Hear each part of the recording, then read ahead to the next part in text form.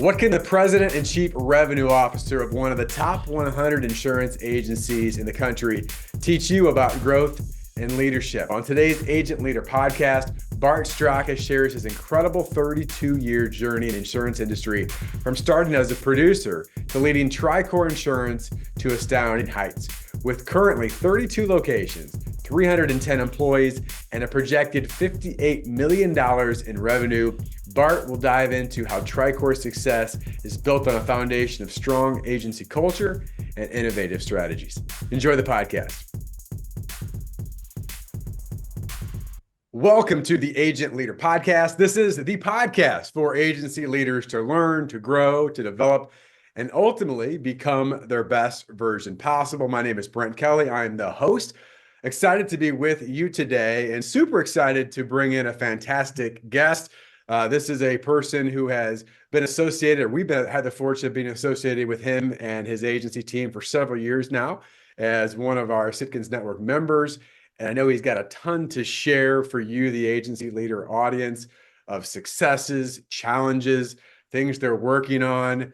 And obviously, I think a big part we'll probably get in today is just culture of an agency that's growing as rapidly as they are. I've got Bart Straka from TRICOR Insurance, and TRICOR is based in Wisconsin, multiple locations, but they have continued to grow beyond the state of Wisconsin. Super exciting growth. They're a top 100 agency in the country.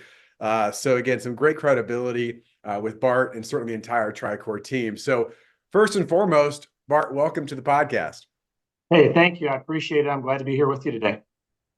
Well, again, we're going to have some great conversation, and I've got some questions I want to dive into with Bart. And like all of my interviews on this podcast, it's just conversational and comfortable, and we may go a bunch of different directions, but excited to see where this takes place. But Bart, just to kick things off, if you would, I gave a brief overview of TRICOR, but if you could maybe just tell a little broader story about TRICOR and a little bit about your specific role. And by the way, I should have mentioned this earlier, Bart's the president and chief revenue officer. So just give us a little more color, Bart, on the story of TRICOR. Sure. Absolutely. So I'll start with myself. I started in the industry 32 years ago. Like a lot of individuals, I never really considered insurance as a career choice or an option. And I was contacted by David and Bruce Fritz, who owned the agency at the time, and asked me if I was interested in taking a look at it. So I said, yeah, let me take a look. I interviewed with them, was really intrigued by the idea. And I made a commitment to myself that I was going to give it 2 years and see how things went. Obviously, 32 years later, I feel like it's been a good choice. I love the industry. There's a lot of things about it that I enjoy. We'll get into that, I'm sure, later on. So I was hired as a producer early on. We were a smaller agency. And I wrote personal lines starting, got involved with some life insurance and did that. And then I converted after the first year into more commercial P&C, but we also did some group benefits as well. So like many agents, I was a generalist and a producer of anything that I could work on and find that I thought was a good account. After a few years, I decided to take a focus on commercial lines P&C. And that's where I spent the majority of my sales career. I still consider myself a producer at heart. It's one of those things that never leaves you. I still have some clients I work with today, and it keeps me in the game. And I feel like that's a really rewarding part of it. So a few years ago, I got involved in working as a sales manager of a few of our salespeople, specifically in commercial. And I still do that today. And I enjoy working with new staff and helping them learn and understand. I was the benefactor of a lot of people sharing knowledge and information with me early in my career. I feel it's something I can do is give that back to somebody else and I'll pass it forward. And then I also now work with our sales team in our other divisions, which would be the benefits and personal lines and farm, that type of thing. So TRICOR started out as what I would call a very traditional agency, family owned. David and Bruce Fritz owned it for many, many years. David's still involved in the agency after 40 some years. Bruce took the opportunity a couple of years ago and moved into a retirement phase, and much deserved and earned. And we have grown and expanded. In many ways, I think we're still you mentioned we have a lot of locations, and we do. Some are in larger communities, some are in smaller communities, and in ways where a lot of smaller offices that are combined for a lot of resources and services, but we still act and are treated just like a lot of the agencies that you all work with. Yeah, Bart, just overall, I mean, I mentioned top 100 agency. What's, and this is, I know you guys have grown by organic growth and by acquisition, right? Both sides of that, which I think has been fascinating. What's the overall agency revenue right now, just size and scope, and how many employees? And I know you got a lot of locations. I don't know if you know the Yeah. exact number. It changes quite a bit, but just give me an overall size scope of TRICOR as a whole. Yeah, sure. We currently have 32 locations where we have individual offices and people working out of those. Total headcount, we're at about 310 people currently, which is all staff included. That includes HR and accounting and everything else. So we're budgeted to have to end the year at 58 million in revenue with all of our divisions, and we're on track to do that. We've been looking at growth consistently, like a lot of agencies, and we've done that through two things. One, like you said, organic growth, very important to us. We've invested in production staff. I don't know the exact number. I know on our commercial P&C side, in 2021, we ended with 24 commercial producers, and right now we have 41. So we've grown a lot in that area. So we're definitely focused on that and bringing in talent, which is a challenge. I think you and I are going to talk about some of the struggles. Bringing on talent is one of them. The other thing you mentioned is mergers with other agencies. We have been the benefactor of having several agencies looking for the next step, the next phase of their agency, and it may be wanting to provide more services, provide more things that they can't do right now because of their size restraints. And they join us, they merge in, and almost exclusively they all come in and they are partners of ours. They are shareholders and they are owners of just like the rest of us are. And those mergers have been very, very, they've been fun. It's been exciting and enjoyable. Yeah, and again, we'll probably get into some of this, but I just think, the amount of people, right, and the continual growth. I think the big part that jumps out at me is that investment. Certainly, you made investment to lots of different places, right, for an agency that's growing, but really the investment into people, and not only just acquiring people, but developing people, right, and how we can do that. It's been just a fascinating success story to be a part of and see, right, a little bit from the outside here. So, I want to start off by talking about successes. Something we always talk about is success leaves clues. And, we've got agency leaders listening to this all over the country and internationally as well. And I think there's a lot to be learned from other agencies having success. So and keep this super open, Bart, like whether it's one success, multiple successes, but are there some key areas that you've all found that have been most successful for you in your growth and why? So I'll just kind of leave it as open to that. Yeah. I think growth is the success that we've been able to achieve over the last several years. And as we've already alluded to, that comes in many different ways. Right now we're getting growth through rate and exposure increases. There's no doubt about that. Interesting to talk with people that have been in our industry for 10 and 15 years longer than I have, saying I've never experienced something like this. And it's a very challenging time right now, but we are seeing growth that way. The other thing is we talked a little bit about is the ability to bring in new talent. And that's been a growth opportunity for us. It takes several things, I think.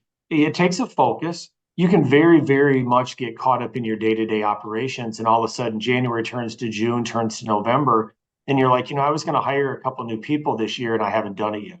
Yeah. And it takes a dedicated effort to do that. It takes finances. Obviously, you're going to make an investment in somebody. Very rarely do you bring somebody on that they bring a book or revenue with them. Yep. And then I think just more important for us is having a structure in place so that when somebody comes on, we have a plan. What's the first 30 and 60 days going to look like? What's the first 90 to 120 look like? When do we introduce them to a mentor? When do we introduce them to the next phase? And that all takes time. It's honestly one of the reasons I think we've been able to bring some other agencies to merge in with us is because of that. it takes time and effort to build that out. And if someone else has already got a platform there, then let's take advantage of that. So I think that's one of the real successes in our growth is just that. The other thing is adding services as agencies continue to develop, and I would say improve in many, many different ways. It's harder now to differentiate yourself than it probably was in the past. And we don't like to sell on price, and no one does. I know that. We get caught up in it, but we try to provide services to our clients where we can differentiate ourselves in that way. So whether it's somebody on a safety standpoint to talk to them about OSHA compliance or DOT, they need an MSHA training. We have individuals on staff that will help us with that. There was a day when I tried to be an OSHA expert and try to help my clients and did a pretty poor job of it, I would say. But we have individuals now that can pick up that ball and run with it. Same thing with claims. And we have individuals that work in that. HR consulting. And if you need someone to look at and work with an employee handbook or a manual, and we have individuals that are certified and they know how to do that. So we're really trying to be a full service consultant for our business owners, but still stay in our lane. We're not accountants, we're not attorneys. Right. And I'm not afraid to tell somebody, you need to talk to your attorney on that. That's not my gig. I can't do that for you. So we really try to do what we do well and then stay away from that stuff that there's somebody else to do. Yeah, it's really interesting. And I wrote down my last note there as you said that. It's like, we're part of your trusted advisor team, right? There's different parts of that. And certainly what you all do in risk management, right? The benefit side of things, it's a huge part of that. But there's other facets too. Just a comment, and then maybe this will lead to a question. I think it will in a conversation. It's interesting. We were running our leadership program this week. We've been doing it last few weeks. And there's so many parallels. And sometimes I think about this consciously. Sometimes I'm like, oh yeah, there really are, from external sales and internal sales. And what I mean by that is, you mentioned differentiate, certainly from an outside perspective to clients and future clients you want to work with. What do we do that's unique and different outside of price and transactions? But the other part of that I thought was really interesting, as you shared, Bart, is how do we differentiate for other agencies looking for a long-term partner, right? Yeah. Or bringing on people. And I use this analogy way too much, but I think it works. I think it's very much like college recruiting, right? Mm-hmm. And what we see in NIL and the transfer portal, a lot of people can go lots of different places. But if you're going to recruit talent, right? Now, again, yes, there's money and there's finances. And you think of college, there's some blue bloods that they can invest a little more. That's true. Yeah. But how do you recruit differently? And I think a big part, and I want to get your perspective on this, Bart, is how do we tell our story that's a compelling story that people feel like long-term they can be part of, right? If I was a recruit coming into for example, a four-year university, maybe there's a bigger school out there that might have some more money or resources, maybe. But if someone can tell me and show me how my path will be different and how you're going to help me grow and develop, and you have a plan for that, I'll go, that's really interesting. Yeah. So I don't know if that's a specific question, but I think you're following me here. I do. How have you been able to do that? What are some things you're doing to tell that story a bit different? Well, I think part of it is so we have an education area, training and education quality assurance, and we work with them to put together a track. And we have something we call now that's an agency accelerate. And we go through and we look at, as a commercial account manager, as a personal line salesperson, or as a commercial producer, there will be similarities in their training, but there will be differences as well. So we're working through the process of creating those tracks and paths for everyone. We never had that, 2 years ago. We had ideas, and if I hired somebody and trained them, I did an average job, but I would miss things. And if one of our other managers would hire somebody, they would do something similar but different, and there was no consistency. Right. So we could have two producers that learn different things in their first 6 months, and we would miss things. So I think really taking an effort of creating that path not only helps us, because you use the sports analogy, and I'll use sports or music or whatever.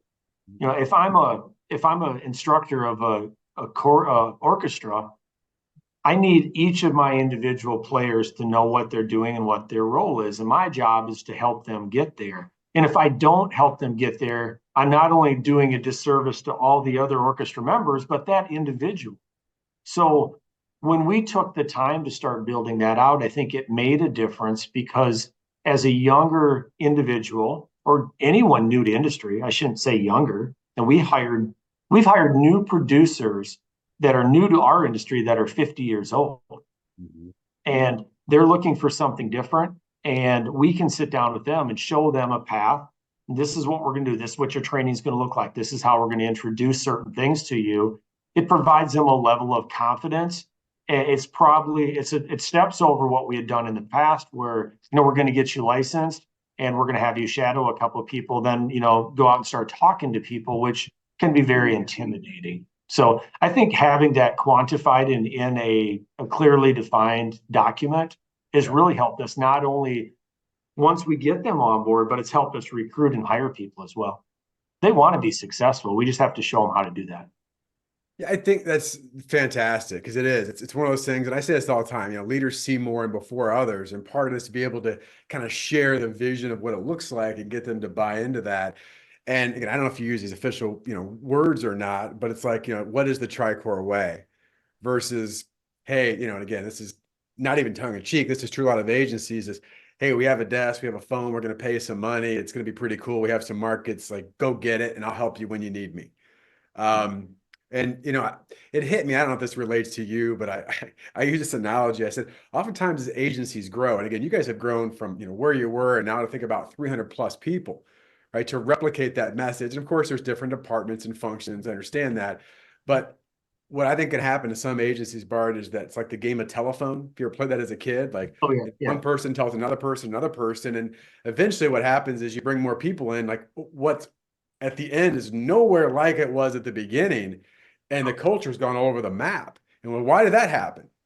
Because we had a telephone versus maybe this is a bad analogy, but like a megaphone that we're communicating a similar message of what we're all about again and again. Is that you relate to that absolutely. Yeah, that's very much true to say. And having our management team, so our agency is blessed with a lot of individuals that have taken the opportunity to say, I would like to be a leader in some way, and making sure that all of those individuals are all on the same page. Because if you lose things as that goes through it, again, you end up, we're supposed to meet at some point in location. You get there and you're totally separate spots. And you're like, what the heck? How did that happen? So we got to make sure that if we're going towards a common point, we all understand how we're going to get there. And you might take a little different path than I take, but ultimately we need to make sure we end up in that spot. Yeah. That's a great point. Yeah, absolutely. Well, again, you guys have done a great job of that with clarity. Thank you. So kudos. Thanks. We'll flip a little bit here to the challenges. And every agency has challenges, regardless how successful an agency is and what they're doing. There's challenges, and I don't know if it's 1, 2, 3, or whatever you want to get into, Bart. But I'm curious whether it's a challenge that you faced that you've overcome, current challenges that you're facing right now that you're dealing with, or future challenges you see, or some hybrid of all of that. Okay. What would be, again, a few challenges or again, 1 or 2 that really jump out at you? And what are you doing to address them, whether it's past or present or future? Sure. This is going to be very contradictory, but one of our successes and the reasons for our growth is because of our recruitment of talent. Mm-hmm. One of our struggles is recruitment of talent. Yeah. I think we have done a lot, and I say we as an industry, as a group. I'm not talking about TRICOR. I'm talking about our carriers, the other agencies that are out there. I've met over the years some wonderful people that not only do I call industry partners, but they've become good friends of mine. We have elevated the level of professionalism, I think, in the insurance industry a long way. So that's very meaningful to me. You talked earlier about being an advisor or a consultant. I don't think that anyone that works in our industry should look at themselves any different than as a very vital key component, whether you're working with a business or a personal account. Sure. I mean, I want as much protection and advice and consultation on my personal than I would as maybe even more than on my business. Mm-hmm. So regardless of what area you're in, I think you need to hold a really high level. That being said, a lot of younger people certainly don't look at insurance, I don't think, as a career option. So that's a struggle. I think there are a lot of good things being done through state associations, through agencies that are going out and doing recruiting and job shadowing or job fairs, I meant to say. But I think we really have to work hard to bring in new people. I think I'm not saying anything that it's not my information, but I've read and heard there's a lot of individuals that are going to be attaining retirement age in the next 5 to 10 years. And we as a group need to make sure that we have the right people ready to take over and run. So that's something I think we need to look at as our agency and everyone else. Something that is a little bit of a struggle right now, well, it's maybe more than a little bit, it's a struggle right now, is market availability. Mm-hmm. And 2 years ago, I would say that probably wasn't the case. We had some of our carriers that were being a little bit more cautious, looking at their loss ratios and where they're at and taking a step back. We earlier in the podcast, we talked about what that's like now. I mean, selling back to back years of rate increases has been tough. We have carriers, some of them that are saying we don't want certain classes of business. They're looking at geographic areas and saying, the upper Midwest has been a haven for us. We loved it here. We haven't had severe weather issues. Well, those of you that live in the upper Midwest where we're based, no, that's not the case anymore. So we as an agency have great relationships and partnerships, and we're blessed to have those with our carriers. We need to understand what they are going through, try to help them through that. They need to be profitable. They need to do what they need to do, but it's a struggle for us to make sure that we have, all those blocks stacked up properly. So that's good. One thing that I'm probably not the best person to actually speak on this, but I've heard others say, I'm sorry, the conference room phone is ringing. Somebody's calling me. Use of technology in our industry, I am told, is behind other industries. If you look at banking, some of the retail trades, and the use of data, the ability to gather that data and then use it for marketing. And again, it's not my specialization, but I'm told that that's an area where the insurance industry is a little behind. So I can't really quantify that, Brent, but I do think that it's something that we need to look at. And, not only us as an agency, but working with our carriers, what can we gain? Efficiencies are going to be huge as we move forward. And can we use software and bots and AI to do things that we haven't done in the past? Again, 5 years ago, we wouldn't be having this discussion. Yeah, agreed. And I jotted down all three of those areas. And again, my brain takes me, not that these are not real issues and challenges, because they 100% are. Yeah. But I do think in every challenge, there are opportunities within those, right? And how you view those and look at those. And so a few things I'll share here and then get your feedback, Bart, is, going back to the talent, because you're not alone there, by the way. It's like, this has been a success, but also a huge challenge. Yeah. I heard someone a while back, and I don't know, this just stuck with me. He said, one of my goals in recruiting talent to this industry is to let people know that have a really good job, right? Or maybe they'd even say they have a great job. Mm-hmm. Is that what they have is a great job, but maybe a good or average career. And what I want to show them is there's a really good job with an amazing and great career. And part of that is just being able to tell that story. But you're right. The opportunity is there's a huge gap in talent happening, and it will continue to evolve, right? How do we fill that gap? By telling a story that there is a huge opportunity here, a great opportunity for the right people that buy into that. And I think, again, that's common for many agencies. But I think it comes back to what you mentioned earlier on part of what's been successful too. I think the agencies that will do the best in recruiting are also going to be the best in communicating a compelling story of the future and having a plan and a path for people that can't see it on their own. Mm-hmm. And again, that's some internal work involved with that. As far as the market, my brain's the same way. Of course, it's an issue. In fact, I just had a conversation with another one of our clients and talking about one of a major carrier's getting off at almost $1 million account. Yeah, that's a hard conversation. Yeah. What do we do? And again, there's not every of those situations, those are real situations and difficult situations, but this goes back to the agencies that do the best in truly being a consultant and advisor, as you just said, and that are truly proactive and educating and advice, even if it's not good news, are going to have a competitive advantage, right? Because their client, they bought in the trust that even when things go haywire, by the way, I'm not here to say it's not it's easy to have that conversation. By the way, your rate's going up for the third year again, but don't worry, I'm educating you on why, right? I mean, I know there's a reality to that, but I think that's a huge issue. The last thing I'll just state the technology and whatever feedback on these comments you want to give, Bart, the use of technology. Numbers are all over the map. We talked about this yesterday at one of our leadership events. And again, it's hard to put a clear number on it, but I will tell you, most agencies use well less than 50% of the technology that they're already paying for. Oh, I believe that. Yeah. Right. I think there's two things. It's maximizing the technology that we have available now is one, and then looking at what other tools may be available. You can run yourself just ragged chasing the next, Yes. fancy shiny thing. And we've done that as an agency. We've invested in products we look back at and we're like, well, that was time well spent, and we got nothing from it. But I think, when you look at what is out there, I'll take an example for personal lines. I mean, for the most part, personal line rates have been going up pretty dramatically the last couple of years, which as response to that, our clients are looking for us to bring them alternative options. So probably at a greater rate than we ever have, Brent, we have to go out and get alternative quotes. And if we're going to do that with a certain percentage of our client base, and we've got 30,000 personalized customers, how can we do that efficiently as we can so we don't just get absolutely buried? Yeah. And that's looking at what do we have right now and then what can we bring on? And it takes a group of individuals to assess that.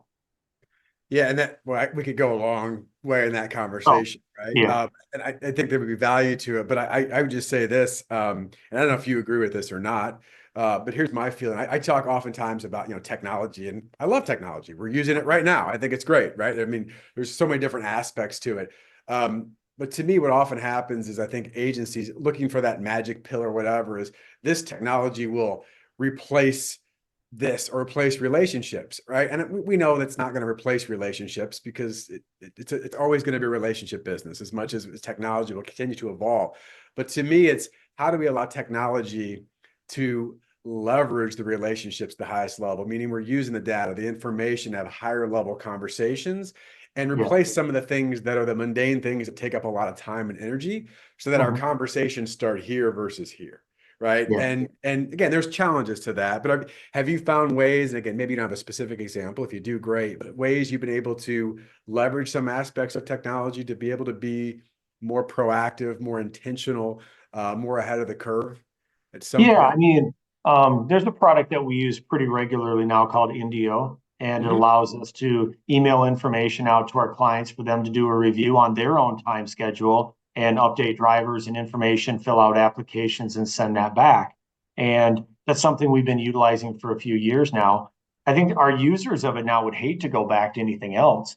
But the benefit to our agency is we have a lot of people that have been here for a long time. I'll use myself for an example. And I know how we've done things. So you kind of set your heels down and you dig in. You're like, well, this is how we do it. And this is what got us here. And I don't know if we need to be sending out these kind of things. Maybe I should just call them or whatever. Well, they're busy. And we've learned over the years that some of the things that we have been reluctant to introduce, our clients love them.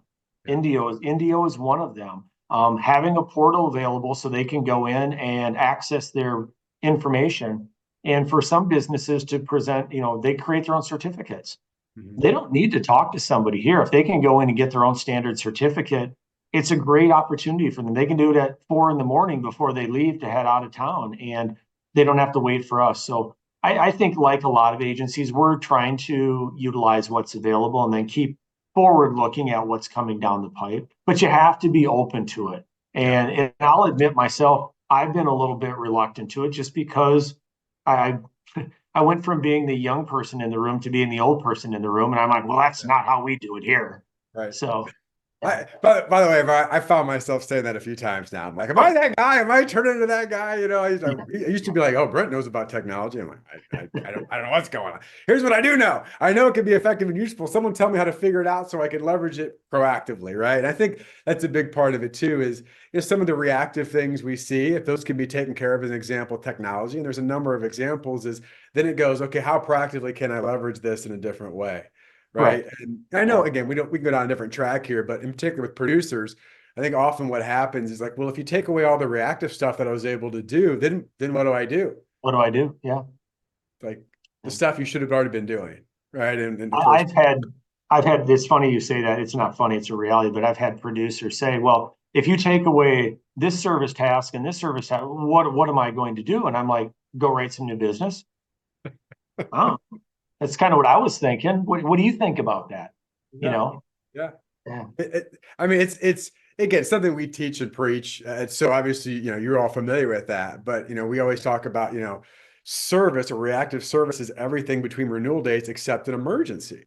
Correct. And some people are like, well, then what do I do? And it's like, well, you do proactive things that are scheduled, like you're intentional. You truly are a consultant.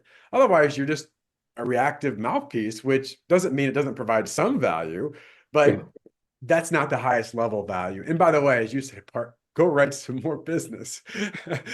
That's your job. So, amen on that. All right, I want to again, I don't want this to be a self-serving question, but I am interested and fascinated. Obviously, we've had a partnership for a number of years, and Yeah. I'm always, interested to hear, from an agency perspective of whether it's a philosophy, a strategy, maybe a behavior, part of culture, it could be anything. Where do you feel you've gotten the most value in some of our relationships with Sitkins, some things that you've used? Because I even sometimes take it for granted, like, oh yeah, they're doing that. But what would be an area or two, whatever you want to share, Bart, that you felt you've gotten the Yeah. most value as an agency? Okay, I'll lead with this. I know that making change inside any organization is challenging, and nothing happens overnight. It doesn't go as quickly as you want, but you have to kind of make a focus and effort towards it. I will admittedly say that I'm fairly harsh in giving myself a score. We're not where we want to be yet, but we're moving in that direction. So, some of the things I think that we've gained from Sitkins is a lot of them tie together. It's making sure the right person is doing the right thing.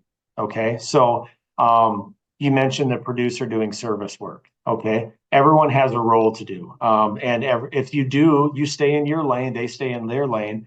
Producers' responsibility is to be out producing and doing that and introducing relationships and that kind of stuff.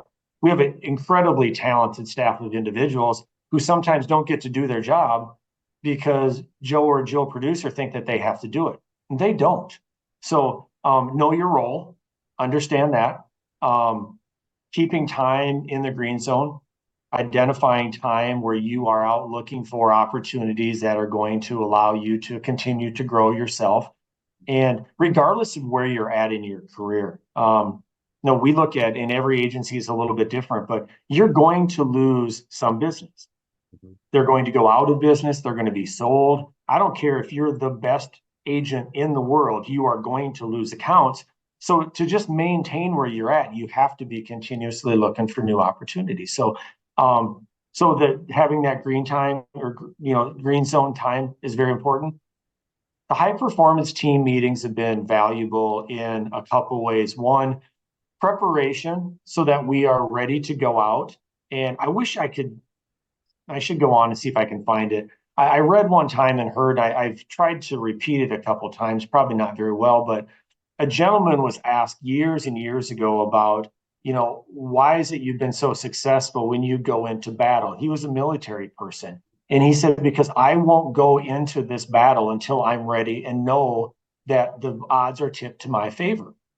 Why would I go at any other time? So in the sales standpoint, why would I go out to write an account if I didn't know information that was going to help me out and make sure that I'm prepared? So I think those high performance team meetings have been very valuable. They also, I think, minimize interruptions between our staff, so they can sit down and for a dedicated period of time, they can talk very clearly about what they're going to do and what I'm going to do, what you're going to do. And it's just, I think, moved us along in that fashion. The HPT meetings have been very good. Yeah, oh, it's great to hear. Again, you guys have, and part of this too is we always show like our job's pretty easy. We share some things to do, and it's the agencies that go out and start to execute these things. And I know there's challenges. There's challenges and change. And I think, I've seen that, again, kind of as a third party here, but some of the culture, just the conversations. And I always find it interesting to hear the terminology that agencies are using. I'm like, oh, that's familiar. That's great. And I think the last thing you said, well, the two things, and again, I don't, we could go a couple different directions here, but right person doing right thing is obviously critically important, right? We're not the first people to say it. Jim Collins, good to great, right? Get the people in the bus, get them in the right seats and all that kind of thing. But it is interesting, and we've already mentioned this earlier, is that oftentimes producers will take other people's jobs. Mhm. And something we share in our programs, right? And I be very blunt here with producers is, I ask producers, do any of you make 100% commission on the piece of business you write? No, of course not, right? There's a split. And if you make 100%, hey, raise your hand because everyone's going to run to your agency. I'm not sure how you're making money, but good for you, right? So Yeah. no, they don't. And I say, there are many activities in an agency. And I know you've heard this before, Bart, in some of our training, but part of that is you can give these activities your time, which means I'll just do it, or your money, meaning I don't make full commission. I have a team, there's overhead we're paying to handle this, but you can't give it both. And we Yeah. see a lot of agencies, they give these activities their time. I'll just do it, which by the way is taking someone's job, which makes them feel more devalued than ever. Oh, yeah. And Yeah. we're already paying them to do a job that they can't even do. Right. So talk about lack of efficiency. It's a super big deal. And of course, the preparation thing, 1,000,000% agree. And I think a big part of that is just allowing agencies and producers and teams to go, wait a second, before we dive into this, you know, are we ready? Yeah. Have we asked the right questions? Are we doing some practice? So I kudos You to bet. you and your team for doing that. Mm. All right, I have one last question that's really all about you. Okay. All right. I love to ask this question. And so I want you mentioned let's see, you said you've been in the business 33 years. It'll be 33 years in January. Yep. By the way, you're one of the many, right? That once you get in, which you come in like dragging your feet and then you can never Yeah. leave. I always say Yeah. it's like the Hotel California, Yeah. this Yeah. business, right? Come anytime you want, but you can never leave. But it's a great business and we love that. But okay, so here's the situation, Bart. This is a weird deal, but you're gonna leave your office here or whatever, and you're gonna run into the younger version of Bart who's just starting his career, right? Brand new, just starting his career. And the younger Bart looks at the current smart Bart, not that the younger one was stupid, but the younger one's gonna look at the current one and say, okay, wise Bart, if you could give me one piece of advice as I start my career, what would you tell me?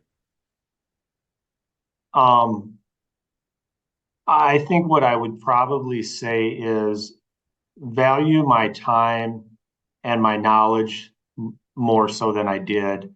I've had the benefit of working with several young producers and bringing them on board, and I openly tell them that I certainly don't have all the answers now, and I never will. But I've learned a lot of things along the way, and I've made mistakes. Mhm. So if I can allow you so I would say when I started, and then 5 or 6 years into it, I really felt like I hit my stride, and my book showed that. And there was a lot of growth from year 5 to year 10, just a really nice growth. Mhm. But if you can accelerate that time and do that, in 2 or 3 years instead of 7 or 8 years, the time is that one thing we can't recreate. You only have so much of it. So I would have asked harder questions of a business owner. Mhm. Why am I really here? What is it that you're not getting from your current agent? If I'm able to bring a solution to you and it meets your needs, are you willing to move your insurance to me? There are Mhm. things that I can say very easily now. And if they say, well, no, then I'm like, okay, I'm good. But if you can, as a younger person, put yourself in that position and do it in a way that's not arrogant, you don't want to come across that way. My time is extremely valuable. And if you're not worth my time, I'm not going to spend it with you. You can't say that. But by having a really meaningful discussion, asking some of those hard questions, I think that's one thing I really wish I would have done earlier in my career. That's fantastic, Bart. Yeah, I mean, actually, I put three words here. I don't know if this defines what you said, but it's like accelerate your value. Yeah. And And I think it's true. It is hard. And I get it, right? For a newer, younger producer, again, whatever the age, quite frankly, but newer in the business, to often feel as valuable, right? As they should. And again, some of that comes with confidence and preparation, certainly. But yes, it's the idea of like, I'm just so glad to be here. Thanks so much versus I'm here for a reason or purpose. Mm-hmm. Right. And not being rude or arrogant, but the fact that I'm in this room for a reason or in this conversation for a reason, I'm here to help you. I'm here to help Yeah. you move your business or your life forward. So I think that's fantastic. I hope agency Yeah. leaders take that, listen to that, have that conversation with your younger producers or younger people on your team of how much do you value your time? Yeah. Because it's worth a lot. And you're right, Bart, you can't ever get it back. Yeah. I'll share one more thing. This is something I've learned more recently is as a coach or as a mentor to some of our younger staff. I think I've not done as good a job of allowing them to advance the way they could. And my expectations of them have been too low. Mm, So if my expectation was here, then they got to there. But if I would have gone a little higher, they would have gone there. I know they would have, and they would have been in a better place. So I think myself, I need to be more honest with them and what I think they can achieve, and realize I'm not doing it to be harsh on them or be rough or mean on them. I'm just letting them get to a better place, and they'll come back and thank me for that. right. That's right. I'm sure I can. I'm sure you can. I'm sure the listeners can think of someone in their life, maybe professionally, maybe personally, whatever, who challenged them at a higher level that maybe caused some friction or they're like, oh, but they look back and go, wow, that's one of the most impactful, important people I've ever been in my life. Exactly. Yeah. Yeah. So I think that's super, super great advice. Well, Bart, thanks so much for being part of the podcast. I know I got great value. I selfishly love these because I can learn so much of things that agencies are dealing with and professionals like you are dealing with. I know our audience got great value. Any final words before we officially depart on today's podcast? No, I just say thank you for having me. I appreciate it. I've been the benefactor of a lot of people who have shared thoughts and ideas in their time with me, and I'm extremely grateful for all of those individuals. So I feel if I can share a tidbit of knowledge that will help somebody down the road, then that's making it all go forward. Yeah, you've done a great job. So thanks so Thank much, you. Bart. Appreciate you. Thanks. The Agent Leader Podcast is brought to you by the fine folks at the Rough Notes Company. They are publishers of the insurance industry's leading magazine and technical insurance content. Rough Notes magazine profiles successful agencies plus keen insights from respected experts on a host of must-know topics. Rough Notes Advantage Plus provides the tools to help your agency grow, providing authoritative information on complex coverage issues. Visit them and learn more at roughnotes.com.